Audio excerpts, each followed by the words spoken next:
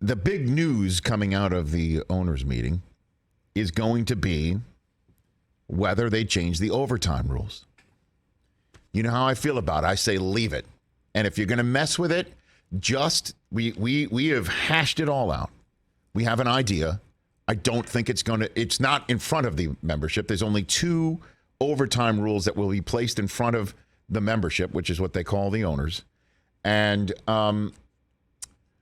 one I don't think has a shot in hell of passing, and another one might.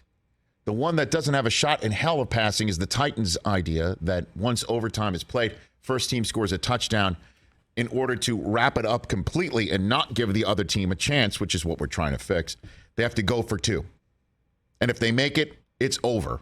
Problem is, if they go for 2 and don't make it, the other team has a chance to match and just kick an extra point and win it. So what team is going to actually take the ball, go down the field, and go for 2 just to wrap it up? The Ravens. Well, I mean, the Titans might do it too. Yeah. But even if the Chiefs had done that against the Bills, because, again, we all know this is the impetus of trying to change the rule, is because we saw a dynamic matchup of 2 of the best quarterbacks this league has had to offer against each other in a playoff game in a long time. And one of them, in Josh Allen, didn't get a shot to win it because their defense, their coach and special teams didn't squib it with 13 seconds to go, gave an extra opportunity and snap to the Chiefs, who took it and went down the field, kicked a field goal, forced overtime, won the coin toss, went down the field, scored. Josh Allen staring at space, and the Bills lose. See. And we said, don't change anything. Next week, the Chiefs in the AFC Championship game are in overtime again. It's the opponent that forced it, coming back from 18 down. They win the coin toss, get the ball first, and the Bengals stop them, pick them off, win the game. Chef's kiss for all of us out there saying, don't change it. Very next week, the coin toss didn't decide it. It was the Bengals that decided it with their defense and their hot kicker who didn't miss in the playoffs. So I don't like that idea at all. I think it's too gimmicky. I know owners won't go for it. Anything that's too gimmicky, they won't go for it, which is, again, the idea that we also like, that you, instead of an onside kick, you give a team an option to go for it one time from their own, 30-yard line or something like that, or 40-yard line, a 4th and 15, one shot to try and get 15 yards to try and get the ball back. Love that idea. The owners are like, pound sand, get out of here. Send that to our football-loving wrestling friends. That's nonsense. The other idea is the Colts and the Eagles have gotten together and said, well, just go ahead and make sure both teams touch it. I have a problem with that because now you're not going to want the ball to start overtime. You're going to want it second. You want to know what you have to match. And the other team who gets it first is going to be a hell of a lot more, careful or risk averse than the team that knows I have to score a touchdown. So I'm going to go for it on 4th down from my own 20-yard line like I'm playing a video game, which is something the team that gets the ball first will not have the benefit of doing. They're going to have to play it straight.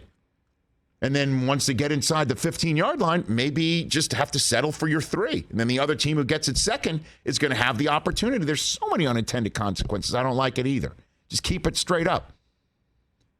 Like Mike Tomlin wants. This is what the coach of the Steelers said today, because, again, all AFC coaches speak today. All NFC coaches who are at the owners' meeting speaks tomorrow. This is what Tomlin had to say about this, and he's very influential with the competition committee.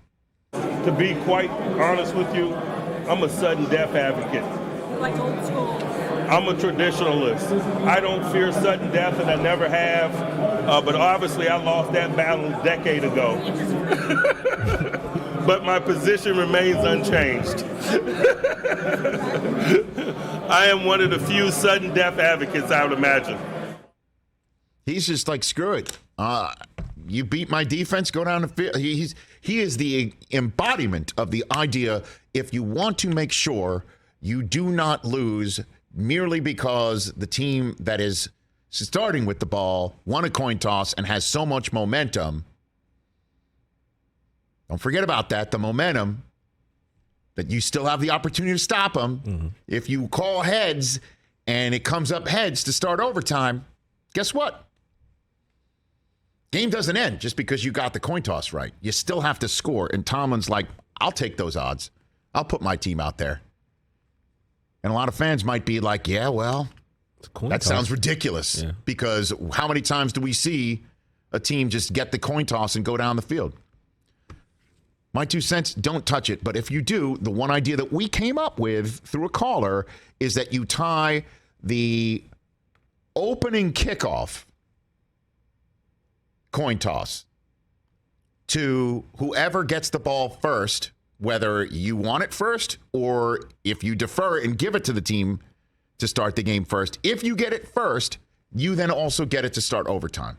Or if you want to even mess with that you then have, if you win the coin toss, you get the choice. You also get the choice to start in overtime, whether you want the ball or not.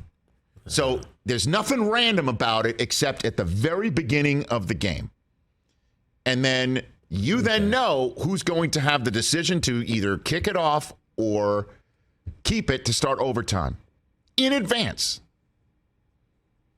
I think people just get caught up on how random it is with the game on the line and being tied and everybody spilled their guts out on the field. Now the coin's in the air. Yeah. I like that, though. That's our idea. Hey, you watched all the way to the end. Thanks for that. Watch more right here.